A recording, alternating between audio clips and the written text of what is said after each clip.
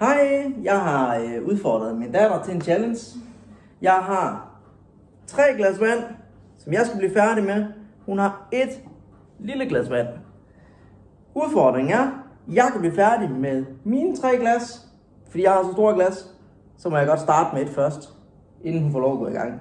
Men så kan jeg nå bagefter at drikke 2 glas vand, før hun bliver færdig med hendes 1 glas.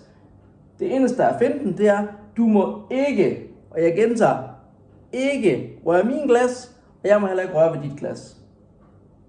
Jeg sætter 500 kroner på højkant. Er det en deal? Hvis du når at blive færdig med dit glas, og du må ikke røre min glas, og jeg må ikke røre dit glas. Vi skal begge to drikke dem. Og vi skal begge to drikke dem. Jeg starter med 1 glas. Jeg må godt røre mit glas. Ja, men jeg skal lige have lov at fuldføre 1 glas først, inden du går i gang.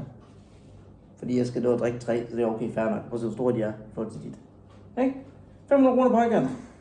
Så jeg ved, at du får 500 kroner, hvis du kan nå at fuldføre det før mig. Okay. Godt. Jeg starter.